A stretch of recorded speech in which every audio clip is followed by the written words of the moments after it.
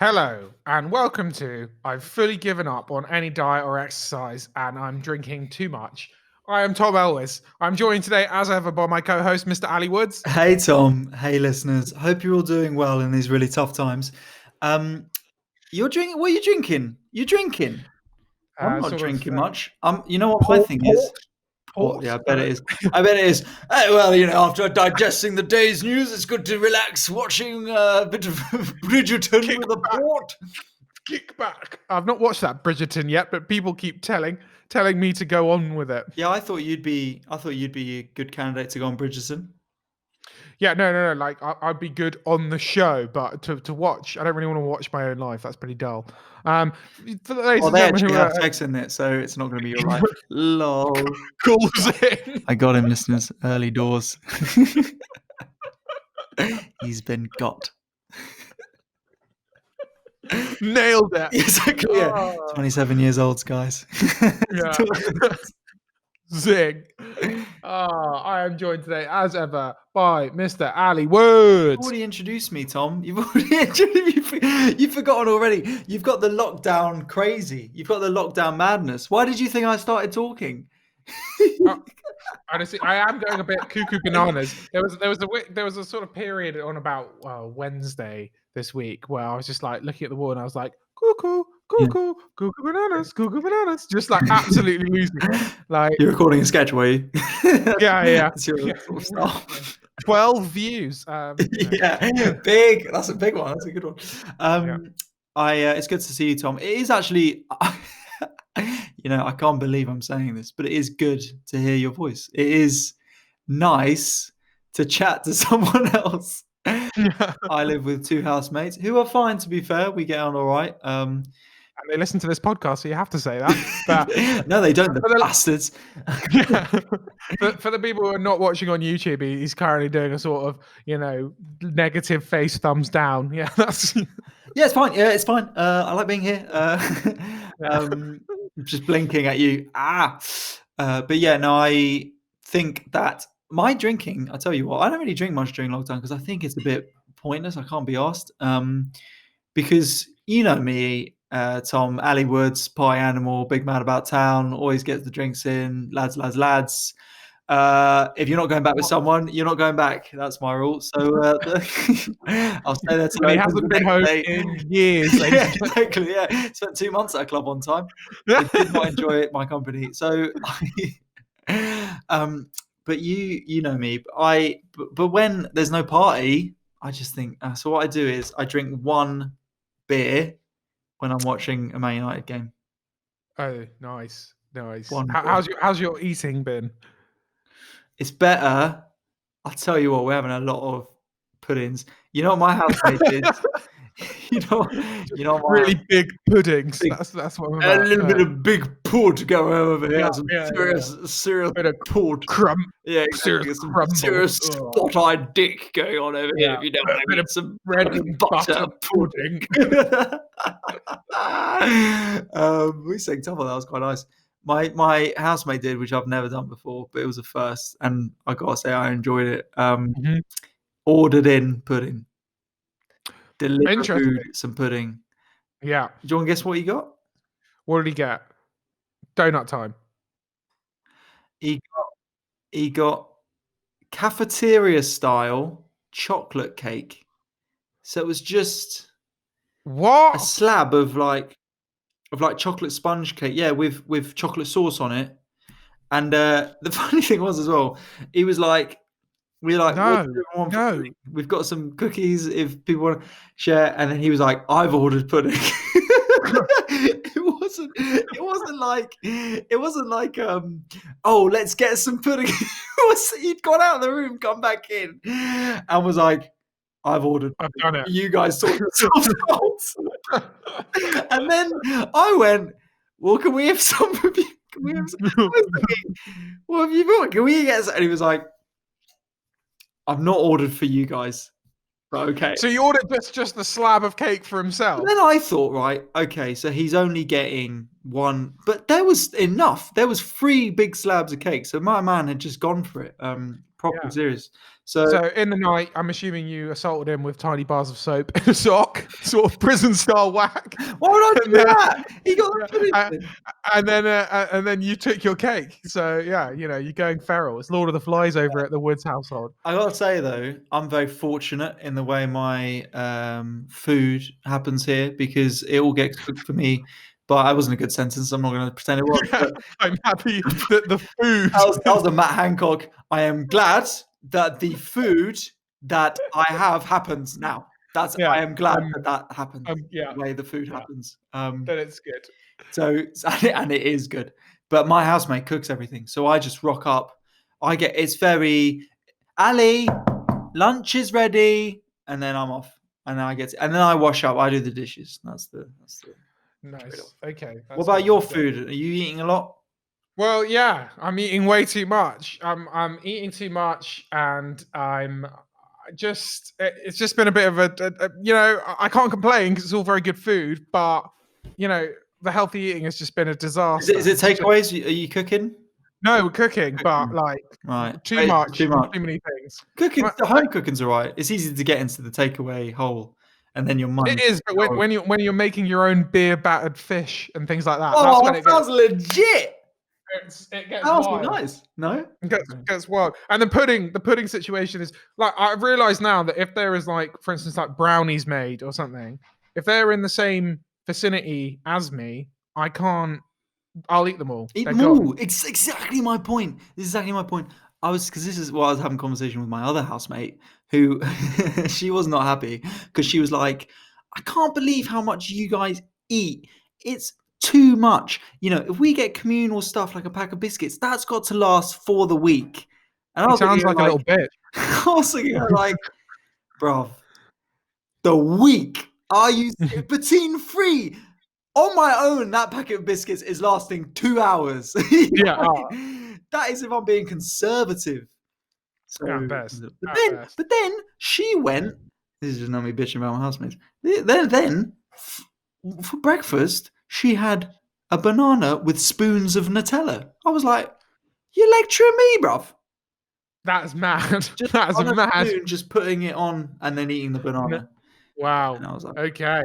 But yeah, so the drinking's good, and I'm getting quite hench, to be fair. I'm back on the weights. I'm just wearing my sort of boxers hoodie, so I just like keeping warm, letting the muscles relax. This is their jacuzzi time.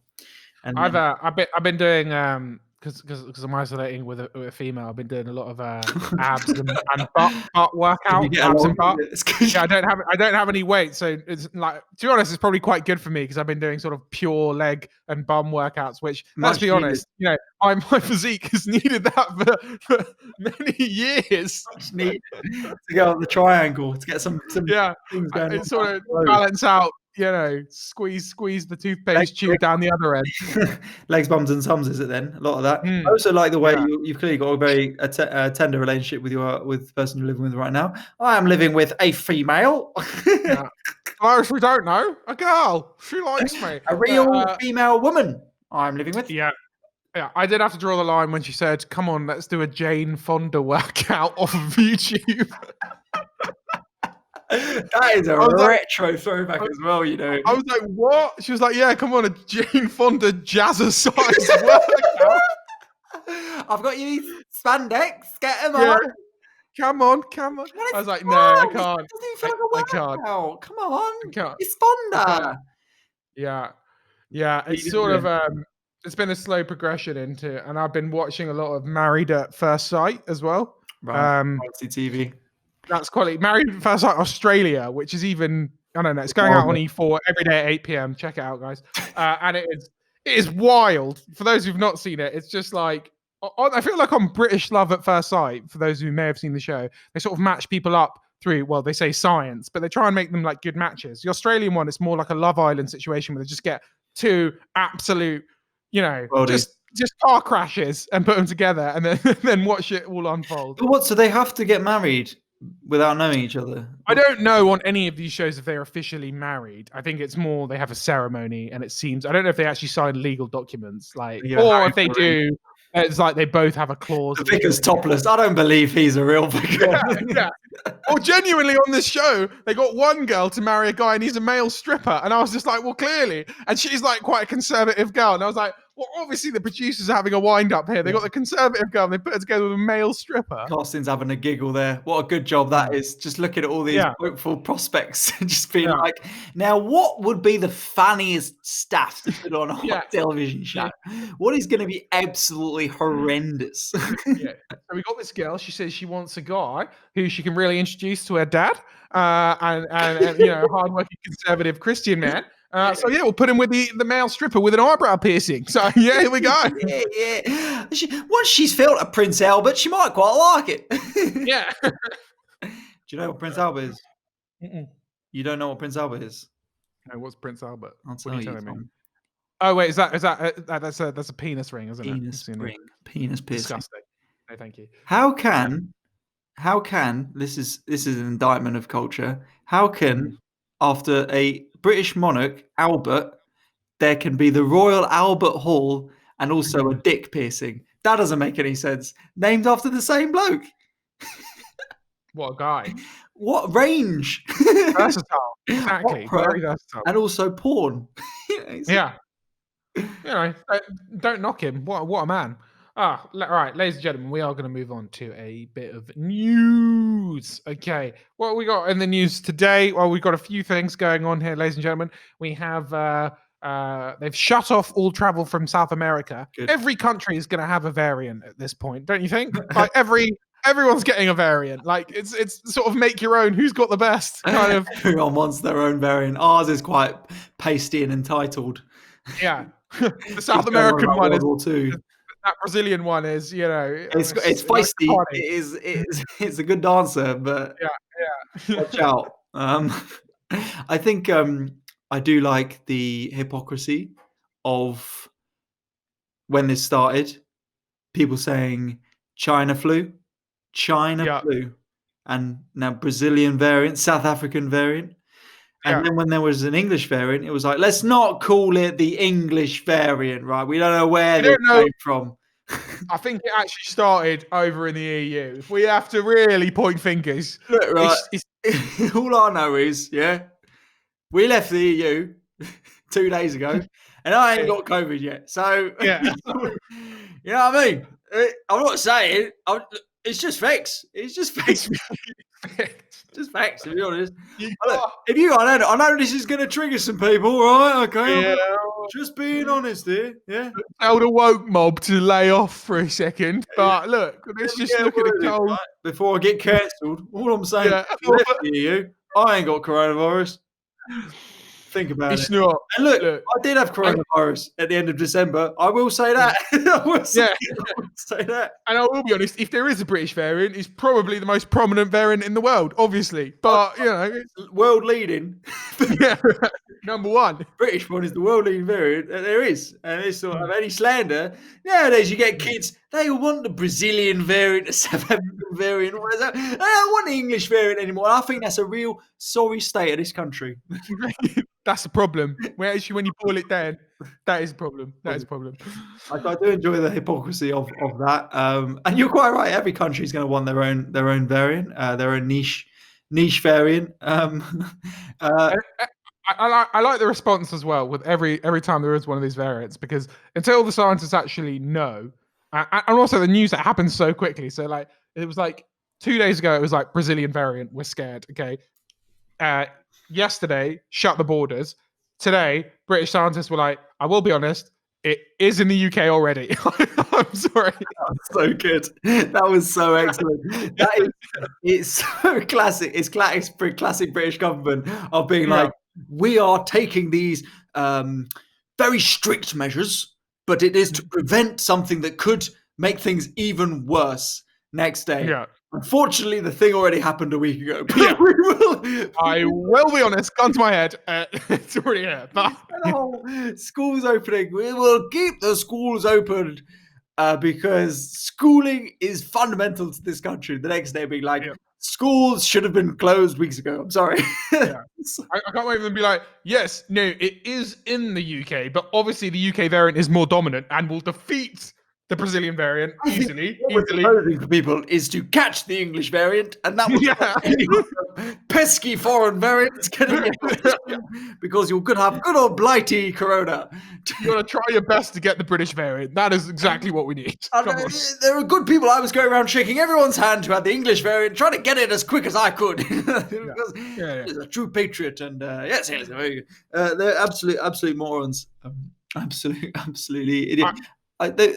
Bands travel to every country. It just feels so much more so than any point last year. Like I am just stuck in this flat.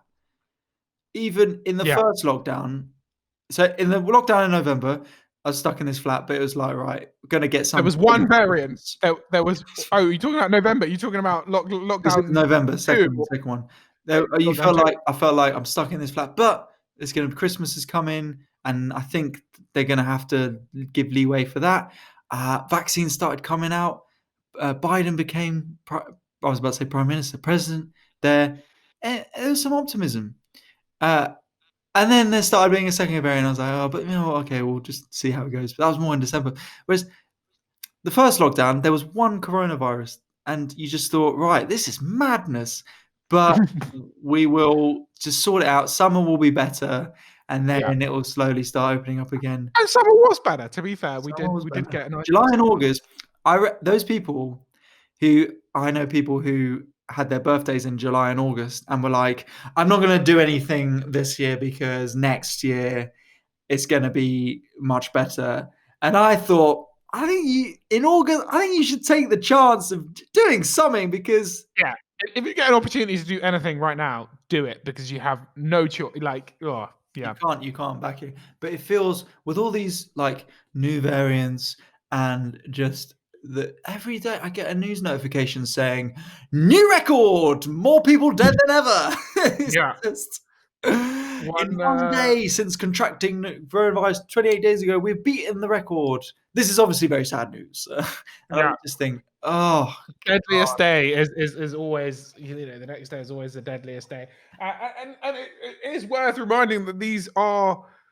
I have friends now who are a lot of paramedics and on the front line. It is worth remembering that these are people dying. It just seems like statistics now. It just seems like, just more numbers, but they are all accounting for people and lives ruined. Yeah. I don't know. The variant situation, and the other thing that happens with the variant situation, especially like this new South American variant, is the scientists' response is always, okay, we'll shut the borders, we'll do that, and then they go, okay, again, gun to our head, I cannot promise you that the vaccine will work against it, but fingers crossed, and then no one knows, and then we just have to hope.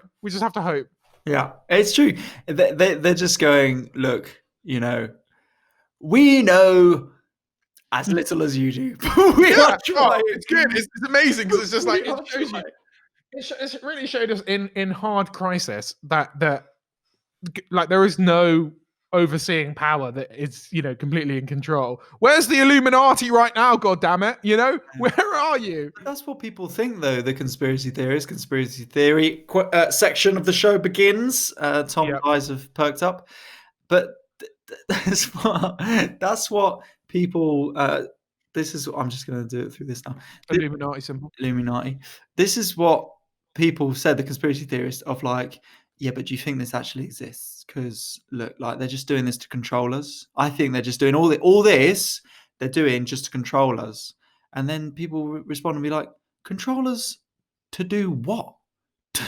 to sit around, not spending any money, not contributing anything to society or anyone.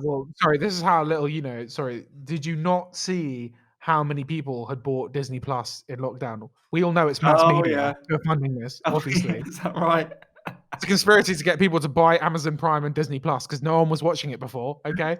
It's a corruption theory to get rid of Netflix, Disney Prime, and Amazon Plus. Get rid of Netflix, the real villains. Well, maybe you know what? Maybe that's it. Maybe they just invented this coronavirus. But it's almost the point, like famously, a world that has never been able to operate together, see all wars throughout all of time, have all come together to pretend this virus exists so they can get everyone to globally crash the economy and sit at home doing nothing and getting more upset. Yeah, Well played, and Illuminati. watch Disney Plus. Yeah, there was a big. But people ain't got money to subscribe now because they ain't got jobs. No, but there was one of the only business sectors that have taken a massive upswing. Obviously, Amazon, but also it was streaming services, both Spotify, Disney Plus, Netflix, all of those things had gone through the roof because that's all people were doing. And gaming was the other massive upswing. I bet, yeah. That was a good thing about lockdown, about playing games again. It's fun. There was played Nazi Zombies again. Is it CES or CES? I don't know how you pronounce it, but the biggest. Yeah, CES, the biggest tech conference in the world, and I think it was Sony released a gaming chair that there was like this like reclining gaming chair with like a big panoramic screen, and then someone posted, WALL-E when the humans were in those chairs. That is it. Yeah, it was literally that chair, and it was just like, this is where we're going. This is how it happens. Like that is it. Plug yourself in. We'll just be coming up on people's screens. Just us. Yeah. We won't have to do it anymore. We'll just have some AI that can just give out some chat. It could go through the podcast that we've done already, go through yours, and it could then your version could be talking about how we'll just sit on chairs and rack views babies and how like you losers people are, but you're really cool. And then my one can come in with some like zingers and funny chat. And really great guy. And then we could just let that program run. And we could go and get fat and eat beer battered cod. Yeah, hopefully go traveling.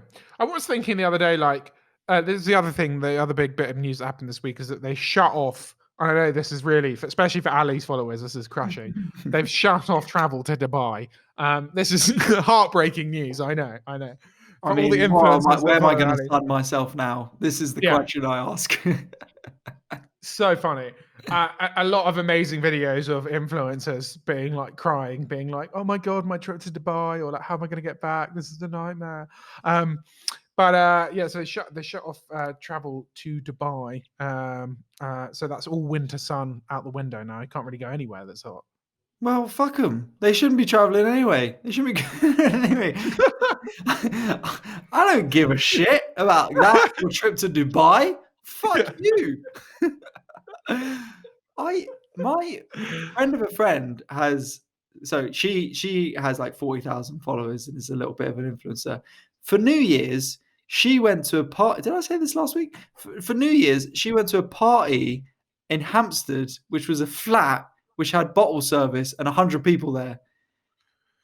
And I was like, fuck you. That's just the worst people. You're the worst kind of people. You really just are the worst kind of people. They're just head in the clouds. People suck. It reminds me, but I think that Dubai thing will not top when Chernobyl was trending and everyone was enjoying that, and influencers all went out to Chernobyl to take pictures. That's good. We need more TV shows where she's got the hazmat suit low down so you can see her ass, and she's going like, and just she's just saying like, got to pay my respects to all the people who lost their lives here. Hashtag Chernobyl, hashtag solemn, hashtag exactly, but that's exactly it. And I was like, this is just, society has peaked, man. Society has absolutely peaked. Imagine trying to pitch that shit now. Like everyone watched Chernobyl because they were like, oh my god, it's amazing to see the struggle that some people have had to go through. And then imagine being like, right, everyone's in lockdown. How about we picture a show which is really bleak, which tells of a human tragedy that could have been avoided if it weren't for better management. Everyone what's going to watch that in a million years. Are you kidding me? Live it. We're living Chernobyl, bro. Oh god. Yeah, I do. Yeah, but I can't. I'd be interested to see. I know Michael Bay has got a film coming out about the pandemic. No, about the pandemic. No, he hasn't. It's like 2024, and it's like the pandemic's mutated into something even worse. I mean, it's actually almost too real at the moment. I don't know how I feel about this film coming out. It's gonna be you're gonna have that, and then you're gonna have the actual documentary version by Michael Moore of 2024, which is 2024. I got up with a load of savages who are cannibals. Yeah. Right in the wasteland. They say that they only eat the brain because it tastes the best, but like, what do you think of the people who only eat feet and they're like, they're absolute disgusting? They're like, absolutely monsters. Disgusting. Have a heart. Exactly. You know what I mean? Feet are sacred. Literally, have a heart. I just think have a heart. Yeah. Yeah, so Mike, it'll be interesting to see like the media. And there's another film coming out with who's the girl from Anne Hathaway, and they're robbing Harrods. They're taking advantage of the pandemic and everything being shut, and they're like robbing Harrods or something. So Okay. these are the pandemic films that are sort of going to be made. Yeah. I mean, the amount of scripts that must have landed on producers' desks just being like, and it's all on a laptop. Yeah, yeah. But it's quite weird because as the pandemic goes on, because I feel like when it was like short term, when people weren't expecting it, everyone thought, oh, this is 4 months, whatever, we'll get over it and be back to normal. When it was short term, they must like people would just continue to make normal media. But like if it's like a really long term thing that really does change behavior of humans, people are not going to want to watch films and TV because everyone will be like, well, you can't do that. You can't About do people, that. You can't do that. shaking hands and being happy. They don't want that. They're like, that is not. I don't believe that. Already, soaps are the only ones having to do it in real time, which is amazing because they do talk about the pandemic in soaps, which I is haven't they've watched written. any soaps actually. Oh yeah, they've written in the pandemic to soaps, so they do social Oh, distancing and wear masks and shit. wow. Yeah, That is you're not my mother. You're not my mother. yeah, exactly. Yeah. Shut up, Cole. Oh, yeah, Alfie, stop it. Mask is going around Coronation Street. It's Yeah. a bit. It's all a hoax. That's what they actually need to get in there. Chesney, put your mask on. Yeah. They need to do some more like better representation of British people in general in like Coronation Street. It'd be absolutely incredible. Yeah. Yeah, I mean that would be it.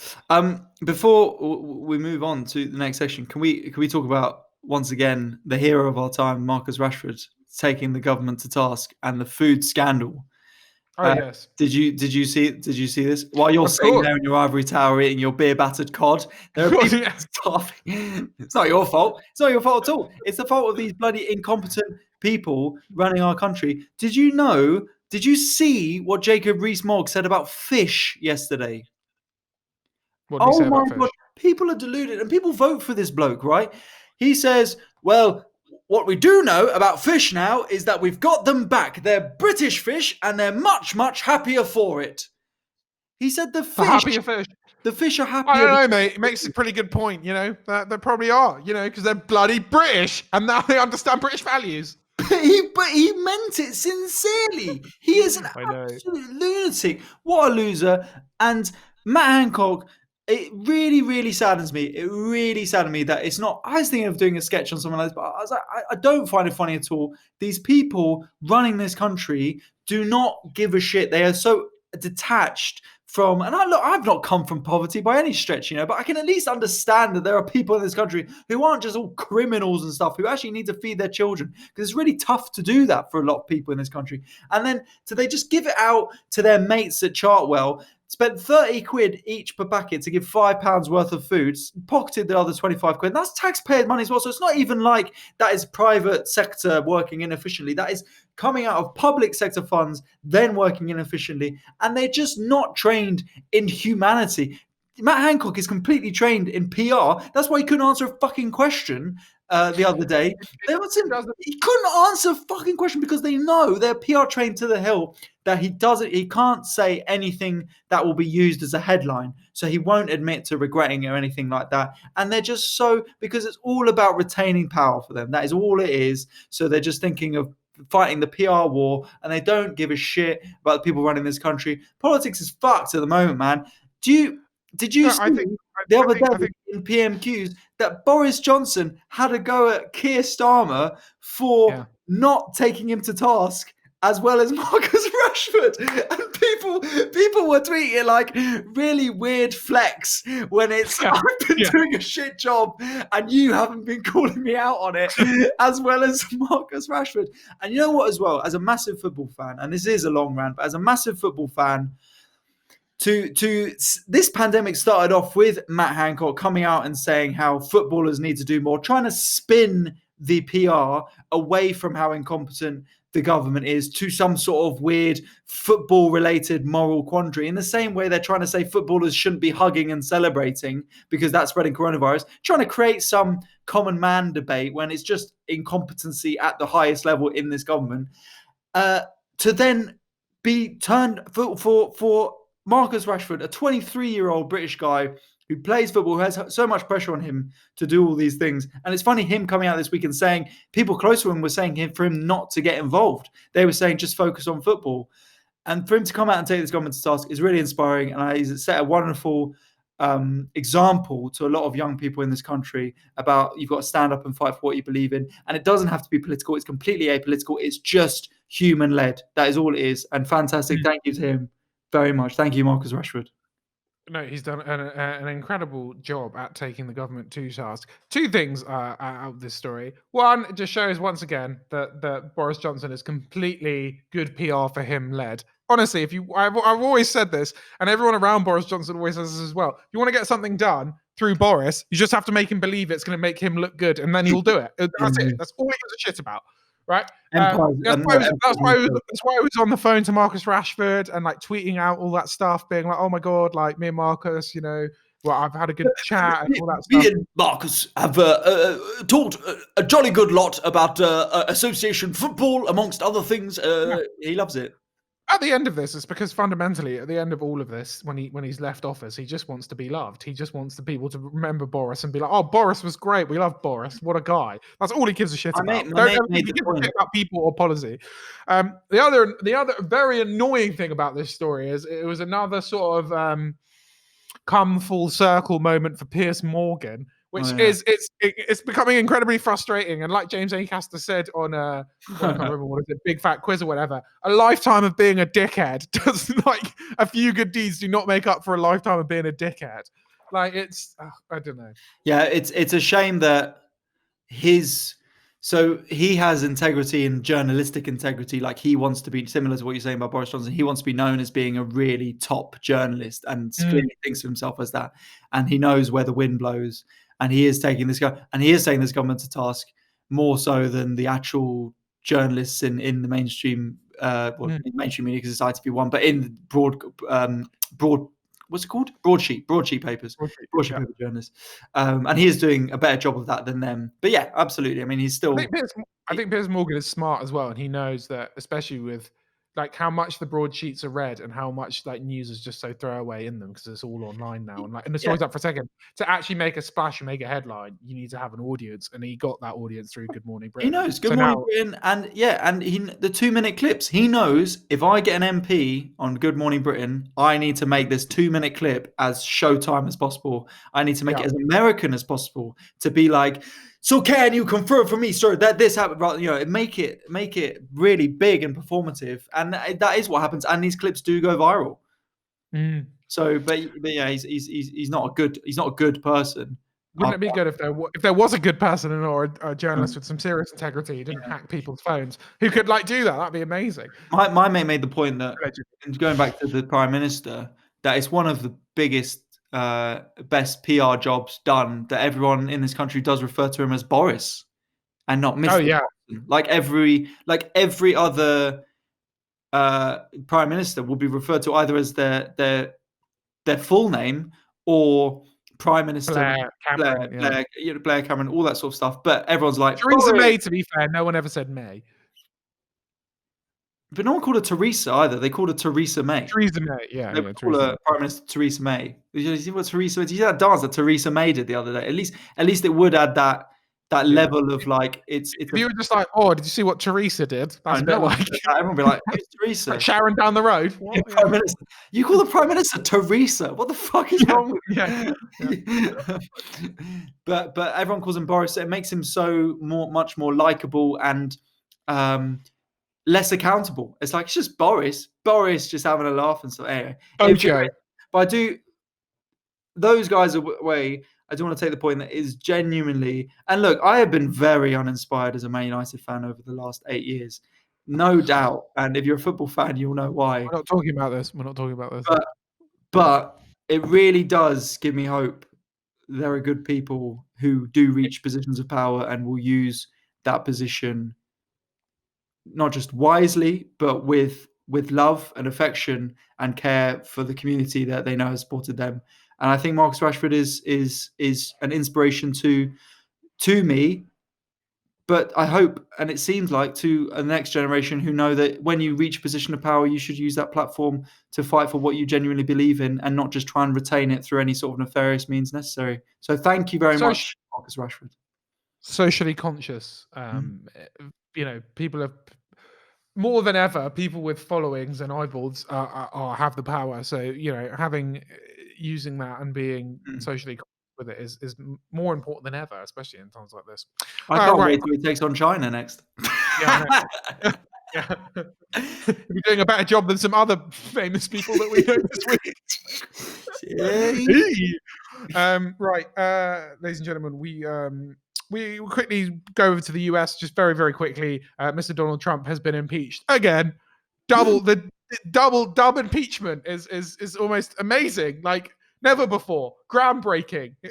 And that's what he'll be saying as well. Because when his presidency ends, they'll interview him in future interviews and be like, you're the only president to be impeached twice. He was like, of course I am. Yes, I know. He'll just be like, that is because I was the most hated, because they tried to get me so much in my presidential career. That shows how much I was villainized and how much media was going after me.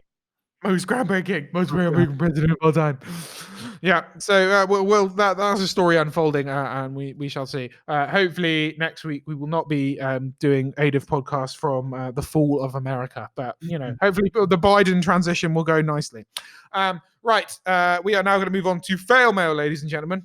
We asked you all for your most embarrassing or funniest holiday antics and hijinks. Ali, do you want to start off proceedings? Okay. So I like. There's a few. Thank you very much for sending them in. As always, this is very nice. I've got a few here. I like the turn of phrases used in this one. Just a quick one to start off with. Went down a water slide and literally every tie undid, showing my titties and peach cobbler. Peach cobbler. Peach cobbler. I've never in my days heard that. I assume a vagina. Titties and maybe peach the anus. cobbler. I assume be used as a as a term for that. So that's just a quick one. So shout out to all the peach cobblers out there. The hot waiter at my hotel asked me to come to his hotel room at the end of the night out. Party. His room was just below ours. I knocked on the door, started whispering his name. No answer. Started shouting and knocking, thinking he's fallen asleep for 20 minutes. Yeah. Eventually gave up and thought he'd maybe had a change of heart. Next morning, I kept looking at his door to see when he'd come out so I could confront him. But an elderly US couple walked out. They'd clearly been laying awake listening to a drunk girl whispering, "Costas, let me in," all night. That's bad, isn't it? It'd be so creepy as well if you were just in bed. You just Costas, Costas, let me in. Yeah, well, that's it. I like, exactly. I like how it starts with Costas, and then just 10 minutes later, Costas, you dickhead! If you're going to ignore me. Okay. Have you got one? Here we go.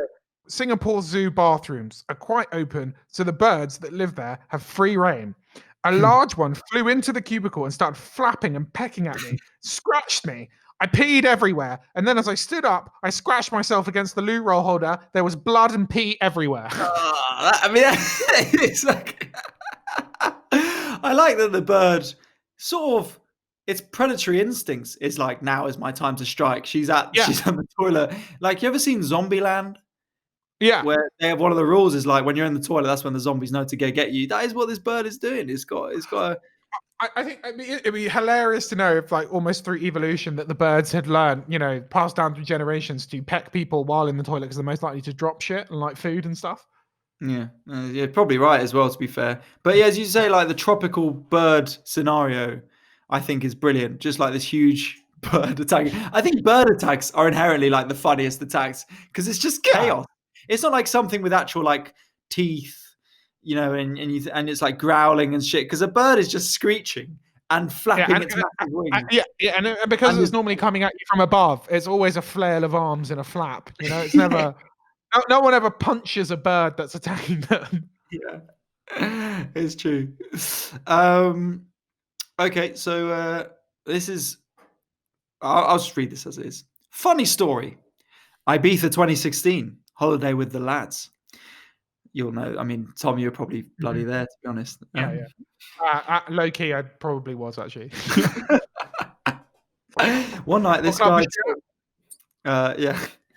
Hello. Oh, cheers. My lunch is actually ready, so I told you this is what happens. Anyway, let me tell you the story. One night I got so drunk, this guy Tom came up to me and started giving me the deadest chat. He said he did a podcast with a cool guy called Ali. I thought, weird. I'll check this podcast out. Yeah, been listening ever since. Thanks, keep it up. One night I got so drunk and high that I was convinced I was straight.